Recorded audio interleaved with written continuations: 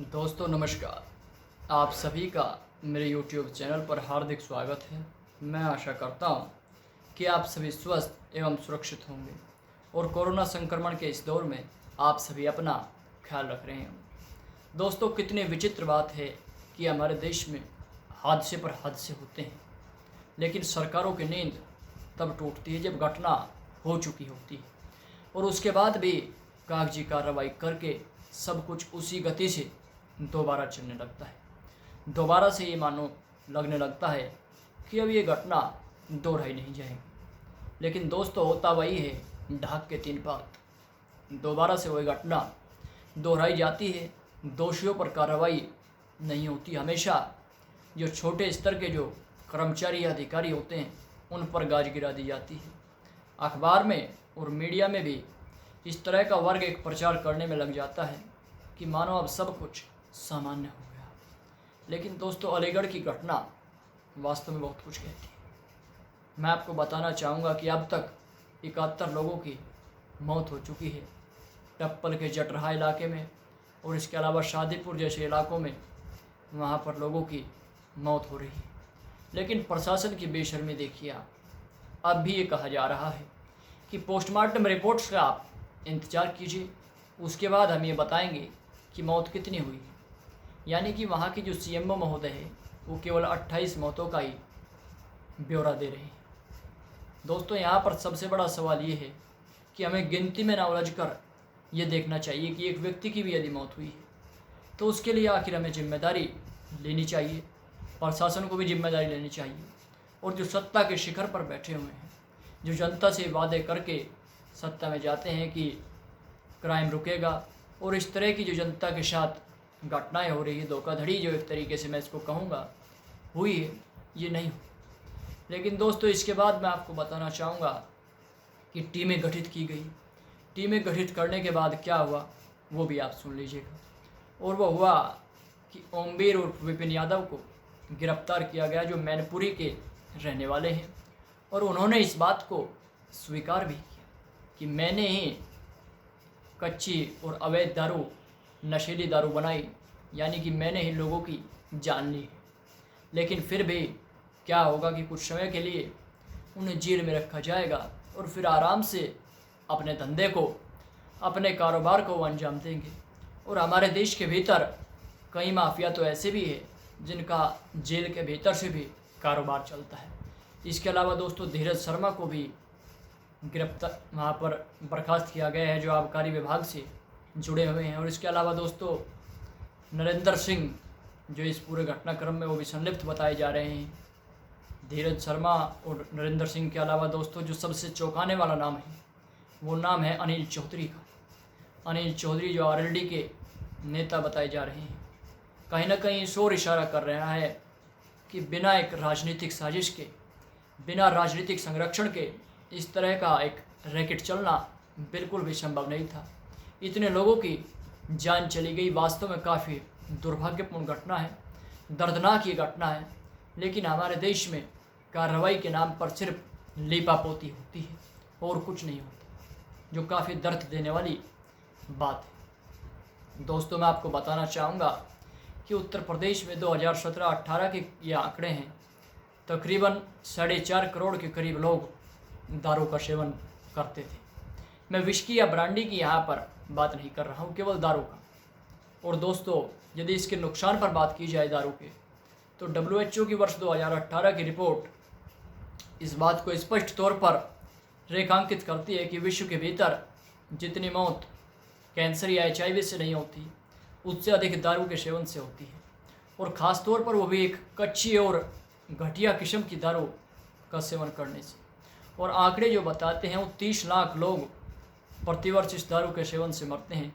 और दोस्तों 30 लाख लोग के मरने का जो कारण है कि दारू की वजह से कई लोगों का लीवर खराब हो जाता है, कई लोगों को कैंसर जैसी समस्या हो जाती है, और कई लोगों को हार्ट की समस्या होती है। यानी कि प्रत्यक्ष तौर पर कहीं ना कहीं जो उनके जीवन की जो लीला समाप्त होती है उसके पीछे एक दारू का बहुत बड़ा हाथ है। कहीं ना कहीं हमें भी खुद को सीमित करने की आवश्यकता है, खुद पर नियंत्रण साधने की आवश्यकता है। दोस्तों इस पूरे घटनाक्रम के बाद जैसा कि हमारे देश के भीतर आमतौर पर होता है, किसी घटना के बाद ऐसा लगता है कि दोबारा तो ये घटना होगी ही नहीं। लगातार राजनीति चल रही है। तमाम विपक्षी पार्टियों के नेता इस बात पर जोर दे रहे हैं कि इस पूरे स्कैंडल के पीछे कहीं ना कहीं सरकार की नाकामी है और सरकार के देखरेख में ही ये स्कैंडल हुआ है। लेकिन दोस्तों, जब उनकी सरकार होती है, जो लोग आज विरोध कर रहे हैं, क्या उस समय वो ये देखते हैं कि कितने लोग मरे हैं और क्या हुआ है? मैं यहाँ पर किसी की तारीफ नहीं कर रहा हूँ, केवल मेरे कहने का तात्पर्य दोस्तों इतना है कि हमारे देश में जो पार्टी विपक्ष में होती है वो विरोध तो करती है, लेकिन विरोध इस तरीके का होता है कि उससे केवल और केवल जो सत्ता में बैठी हुई पार्टी है वो ताकतवर हो जाती है और मजबूत होकर के जनता का शोषण करने के लिए वो आगे बढ़ती है। ये होता है। और दोस्तों, इसके अलावा मैं आपको बताना चाहूँगा वे आंकड़े जो वास्तव में हमारे देश के लोगों की दारू के प्रति बढ़ती दीवानगी की ओर इशारा करते हैं। दोस्तों, मैं आपको बताना चाहूँगा कि वर्ष 2008 में हमारे देश के भीतर जो दारू की खपत थी वो 16 लाख लीटर के करीब थी, इससे कुछ अधिक थी। और दोस्तों, मैं इसके अलावा मैं आपको बताना चाहूँगा कि वर्ष 2018 में बढ़कर के जो खपत थी, ये खपत हो गई 27,832 लाख लीटर।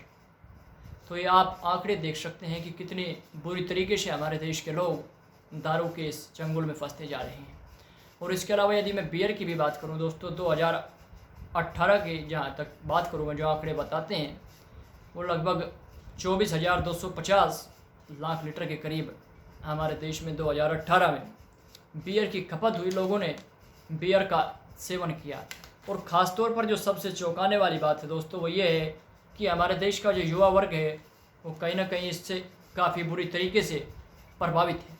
और ख़ास तौर पर 20 से 30 वर्ष की आयु के जो हमारे देश के युवा है वो इससे काफ़ी बुरी तरीके से प्रभावित हो रहे हैं और जिससे वो काफ़ी सारी बीमारियों का भी शिकार हो रहे हैं।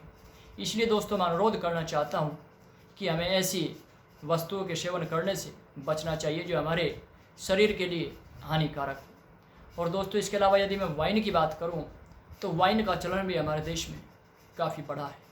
लगभग 113 लाख लीटर के करीब वाइन 2008 में हमारे देश में उपयोग में लाई जाती थी, लोग उसका सेवन करते थे। 2018 में ये 307 लाख लीटर पर पहुँच गए। तो आंकड़े देख सकते हैं आप कितने बुरी तरीके से हमारे लोग हर तरह की दारू के अलग अलग ब्रांड्स की, विस्की, ब्रांडी, कच्ची पक्की, हर तरह की दारू यहाँ पर पी जा रही है।